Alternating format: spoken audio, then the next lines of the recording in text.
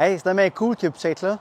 On est dans une soirée réseautage. Je vous amène avec moi. On va rencontrer des artistes peintres, des entrepreneurs. Ça va être une super soirée. Je ne sais pas si vous avez rappelé dans un vlog précédemment, j'étais dans une galerie d'art Cerise. Bien, c'est Alain Lachance qui l'organise. On a été invités.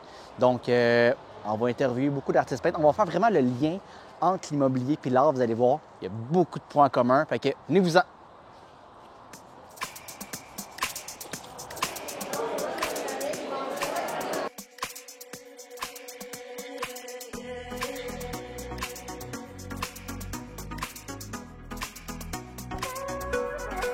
Explique-nous ton art. Qu'est-ce que tu fais? En fait, moi, je crée des compositions abstraites.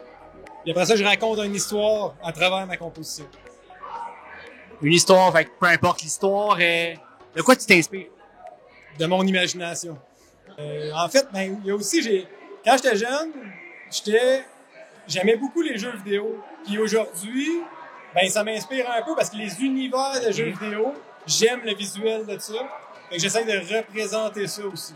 Okay, nice. J'essaie de me créer, en fait, un tableau plateforme d'un jeu Mario des années 90. Qu'est-ce que tu faisais avant? J'étais mécanicien industriel puis soudeur. Tout ça pour dire que quand vous avez un projet, lancez-les, tardez pas. Geneviève Lassette, artiste peintre. Geneviève, explique-moi d'où vient ton inspiration. Mon inspiration, c'est en fait ma passion pour les gens, premièrement, pour tout ce qui est les regards percutants, ce que je vais aller capter, l'essence des gens à travers un regard, l'émotion que ça transmet, la palette de couleurs aussi, tout ça, ça m'inspire beaucoup. Hey, on est avec Ray Junior. Salut Ray. Ça va bien? Yes. Écoute, je suis un grand fan. L'importance du branding. Ray, parle-nous de ton branding. Premièrement, je vais mettre en contexte. Ray, c'est le promoteur des 700, le condo où est-ce qu'on est présentement. Mais Ray, parle-moi de Ray Junior Investissement. Ben pour moi, le branding, ça a toujours été important. C'est ça qui m'a emmené où ce que je suis aujourd'hui. Puis quand j'ai commencé en affaires, c'était en 1984, quand j'avais 14 ans. Puis ce qui m'a démarqué de ma compétition, parce que j'avais démarré dans le domaine de l'aménagement paysager, puis on faisait de la tonte de terrain. Puis, tous mes gens qui travaillaient avec moi, on avait tous des chandails noirs lettrés avec le logo Bonsaï Entretien Paysager. Puis, tous les camions, il y avait tout à l'effigie la même chose que le chandail. Puis, c'est ça qui a fait que quand on entretenait un terrain, bien, les gens nous voyaient travailler sur ce terrain-là. Les gens, ils ont une mémoire photographique. Dans ce temps-là, il n'y avait pas de google.com et de .ca. Ce qui nous démarquait, c'était justement l'image de l'entreprise, puis la réputation, puis faire du over-delivery. Puis ça a été ma marque de commerce depuis mon âge de 14 ans. Puis là, quand tu quittais un client, mais les gens se souvenaient du camion puis du logo sur le camion, mais ils n'avaient pas retenu le téléphone ni le site Internet, ça n'existait pas. Fait que les gens allaient dans les pages jaunes, ils recherchaient avec le nom Bonsaï, ils me retrouvaient. Puis l'autre point, c'était ce que tu laissais comme trace sur le terrain, la qualité du travail. Puis là, ben, ça donnait une marque de confiance. Puis là, les gens, ben, ils nous sollicitaient, puis ça a fait exploser l'entreprise Aménagement Paysager Bonsaï. Puis en cascade, toutes les entreprises que je démarrais par la suite, mais ça a tout le temps été sur l'image de marque. Puis on peut le voir avec le domaine des vêtements, le domaine de la nourriture, l'automobile, les resorts. Puis tous les projets que tu as fait de Saint-Mirabel, dont celui où est-ce qu'on est présentement, j'ai tout le branding que tu as fait à travers tout ça. Ben, chaque projet qu'on crée, on essaie de lui créer une marque pour que les gens n'oublient pas l'image du projet. Fait que si le 700, ce que j'ai voulu faire, c'est le plus gros numéro 7 sur la planète. Fait que le bâtiment, si les gens vont sur Google Maps, tu tapes 700, puis là, tu vois le Google Earth descendre, tu vois une immense chiffre numéro 7 qui apparaît dans ton écran, puis c'est la marque du commerce du bâtiment. Puis après ça, ben, quand tu es allé chercher ton branding, faut que tu livres la marchandise. J'ai deux dernières choses pour toi. Première chose, ben, félicitations. Je te suis depuis très longtemps. Bravo pour tous tes accomplissements. Félicitations. Puis, s'il vous plaît, deuxième chose, est-ce qu'on se voit le 15 février au Gala des Maxi? Ben oui, puis on veut aller chercher encore le premier prix pour la bannière qui a le plus de transactions au Québec. Fait que ça ressemble à ça une soirée réseautage. On se promène, on parle avec du monde. Dans le cadre de ma job, c'est la base de mon travail. Prospection, réseautage, parler avec des gens. Chaque personne à qui on parle, on ne sait jamais où est-ce que ça va nous mener. OK, venez-vous-en, on continue.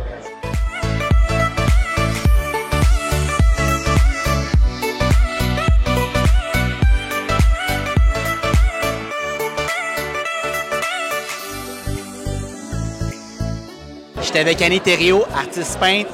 Annie, premièrement, depuis combien de temps que tu es artiste peintre? Ça fait maintenant 5 ans que je pratique la peinture. J'ai étudié en art en production théâtre à Saint-Hyacinthe. Qu'est-ce qui t'inspire dans ton art? Il y a plein de choses qui m'inspirent. Johnny Depp, c'est d'un, son génie, aussi sa beauté. Et il y a aussi, j'aime beaucoup peindre les visages de femmes avec les lèvres pulpeuses. Puis ça, je le fais plus en freestyle où je me laisse vraiment aller à créer ce qui vient.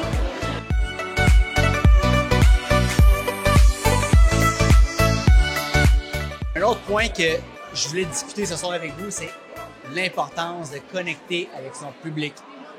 J'étais avec Louis depuis... où est-ce qu'on s'est connus? En fait, c'est depuis 2019 et puis c'est via les réseaux sociaux qu'on s'est rencontrés. Et puis, on a fait affaire avec toi pour la vente de notre première maison. Et puis après ça, ça s'est poursuivi au fil des années avec les différentes ventes et achats qu'on a fait. Louis, on se connaît depuis 2019, mais depuis 2019, il faut comprendre qu'on a développé un lien de confiance, une relation d'amitié.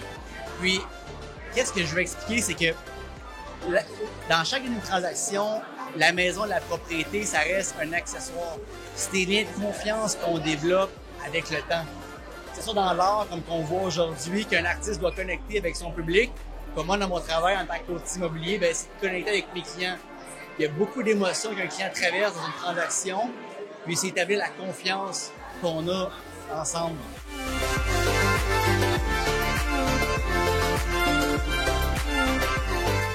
Là, je suis rendu avec ma gang. Hey, j'ai une question pour vous autres.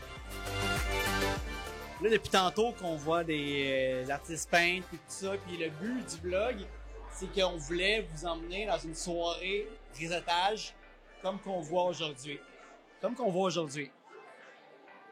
C'est quoi les ressemblances entre une carrière d'artiste puis être courtier immobilier ou hypothécaire? Je vais vous entendre. Un artiste peintre va avoir beaucoup de ressemblances dans ses toiles, mais vont toutes être différentes de l'une à l'autre. Pareil comme une transaction immobilière, on a toujours une base. Les documents, ça va être sensiblement les mêmes. Et chaque client, chaque transaction, vendeur, acheteur va toujours être différent. On a toujours des nouveaux défis quand même à relever. Puis c'est ce que je trouve là, qui se rejoint un petit peu à l'art, le côté immobilier. La question qui tue, Gloria, c'est quoi les ressemblances entre l'art et l'immobilier? Ou si tu veux, entre un courtier immobilier puis un artiste peintre. Je pense que quand on commence en tant que courtier immobilier, on commence comme entrepreneur. Et un artiste peintre, mais il commence avec une toile blanche, donc la vision. On est les deux avec une vision, puis à la fin, on concrétise une vision. Courtier immobilier, on concrétise une transaction immobilière. Un artiste va concrétiser une toile au niveau de l'art, mais c'est la passion qui mène ensemble simultanément à la concrétisation de nos projets. Dans une soirée réseautage, j'ai plusieurs personnes clés que je tiens à voir, à remercier, à parler. Entre autres, par qui on est invité Alain Lachance de chez Striz, que je remercie encore. On a vu tantôt Rick Oltamouche, que je dis salut aussi. Mais là, on est avec mon ami Laura Porte, que c'est une des grandes raisons pourquoi que je suis ici aujourd'hui, puis je la remercie également. Laura, j'ai parlé dans le blog de branding. Parle-nous de ton brand, La Bouche. Où est-ce que ça devient l'inspiration, puis l'histoire derrière ça? D'abord, merci d'être venu. C'est vraiment le fun de te voir quand même. C'est le fun. À chaque événement, on se voit maintenant.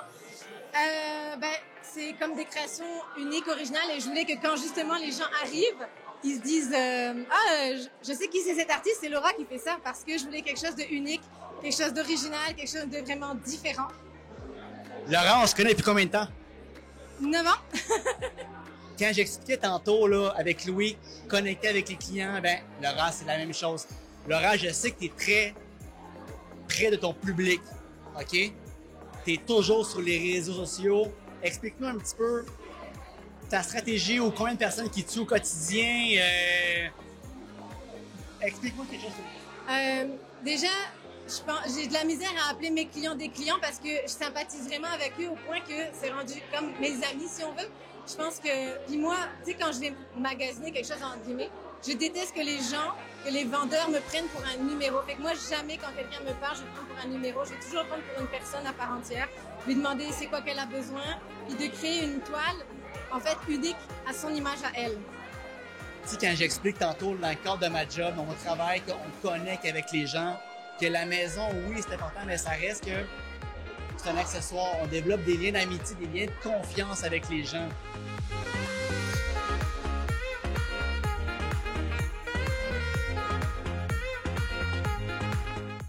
Tantôt, on parlait de branding. J'étais avec Ray Courtemanche, on parlait de branding. Ton nom d'artiste, Mazulo, Oui. explique-moi d'où ça vient. Moi, ça a commencé avec une vision, le projet de l'art. J'ai eu une vision, puis j'ai développé tout de suite mon brand au début. Puis, j'ai fait un cours d'ébénisterie puis de finition de meubles, mais plus jeune en sortant du secondaire. Puis, ce qui m'a ramené vers l'art, au début, c'était la sculpture sur bois. Fait que j'ai commencé à sculpter sur bois, puis la résine, elle est venue pour accompagner ces sculptures-là. Fait que Mazuolo, ça veut dire mailler en italien. Ma conjointe est italienne, puis je cherchais un nom à consonance intéressante, puis avec un visuel intéressant.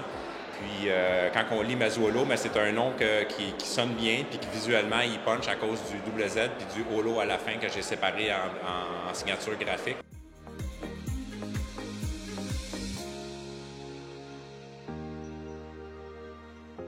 Question qui tue. On est en novembre, c'est filmé, on est en novembre présentement, à l'approche de 2025. À quoi tu t'attends en 2025 comme marché? Écoute, avec la baisse des taux, je crois qu'il va y avoir beaucoup d'acheteurs qui avaient mis leur projet sur pause, qui vont se mettre réactifs pour la recherche de propriété. Donc, je sens un printemps là, assez chaud là, avec les acheteurs. Ça va être le fun, ça va être des belles transactions. Mais il va falloir peut-être jouer un petit peu du coude là, avec certaines offres qu'on va présenter. Tu sais, le marché immobilier, c'est différentes vagues. OK? De janvier à juin, c'est le plus gros marché. Renouvellement de bail, il y a beaucoup d'acheteurs actifs sur le marché. Durant l'été, c'est un petit peu tranquille. Ça reprend à l'automne jusqu'à Noël. Et que oui, en 2025, avec la baisse des taux, comme Dom vient de le dire, des projets que les gens ont mis sur pause, bien, on s'attend qu'il y ait un regain d'énergie et qu'on s'attend à un gros printemps, à une grosse année 2025.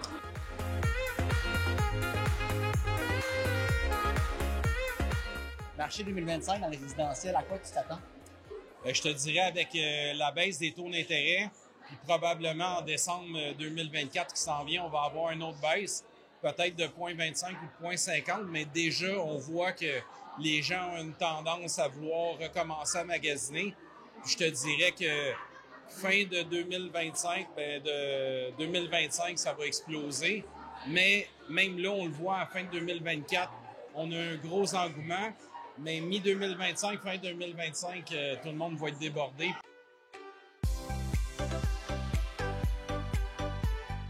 Merci beaucoup, Alain. C'est écœurant où est-ce qu'on est présentement en ce sens. Parle-nous, c'était quoi l'objectif de la soirée d'aujourd'hui, puis aussi de Cerise. Parle-nous de ton entreprise. Oui, Cerise, la résidence galerie Cerise ou Cerise créateur d'expérience. J'aime beaucoup le nom Cerise créateur d'expérience parce que c'est le but, justement, comme on vit à soir, ou comme on vit aussi à la résidence galerie, où ce qu'on fait des événements, soit corporatifs ou entre amis, des choses comme ça. Fait que c'est tout le temps de créer une espèce d'événement où c'est vraiment agréable de côtoyer les émotions et les personnes, le côté humain. T'sais. Puis à soir, c'était ma deuxième événement ici, au 7 Sens, mon deuxième événement. Et puis à soir, c'était basé sur le côté win-win. Fait que win-win, c'est un nouveau service que j'offre à l'intérieur de Cerise. Mais pour faire une histoire courte, c'est vraiment win-win pour les artistes, pour les clients, pour les acheteurs, pour les passionnés d'art, puis tout le monde y trouve son compte. Moi, à travers le service Win-Win, j'ai découvert plein d'artistes que je suivais comme ça, tout bonnement, sur Facebook. Puis aujourd'hui, puis dans les semaines passées, c'est devenu des amis. T'sais. Fait que c'est vraiment une belle échange. Exactement. Puis, tantôt, avec Ray, on parlait de branding. Parle-nous du branding Cerise qu'on voit partout. Si tu peux en parler un peu. Oui. Cerise, c'est vraiment... ça a été créé pour... je voulais quelque chose qui aille chercher mon nom de famille, qui est La Chance. Puis, je me disais, Colin, tout le monde veut côtoyer La Chance. Tout le monde veut être proche de La Chance. Fait que la compagnie qui a créé le logo, qui a créé l'image de marque, c'est i5. Puis i5 m'ont pondu quelques concepts, dont le concept de cerise. Puis le concept de cerise, c'est vraiment pour représenter les cerises du casino. Mais on voulait pas ça plate comme le mot cerise, tu sais. Fait que ils sont arrivés avec un nom qui était vraiment cool. Qui est accrocheur, puis qui me laisse plein de portes d'ouverture. Je peux aller dans toutes les directions avec cerise, tu sais. Fait que c'est vraiment là c'est venu. Fait que ça ressemble à ça, une soirée réseautage. Je suis très content de vous avoir emmené. Qu'est-ce qu'on a vu à soir? On a parlé à plein de monde. On a vu l'importance du branding, connecter avec son client, avoir une histoire concrète avec son client, l'importance de prospecter, le réseautage, la persévérance, la constance. Puis aussi, ne pas avoir peur de se lancer dans l'inconnu, de prendre des risques et de foncer. Fait que là-dessus, hey, c'est la fin du vlog.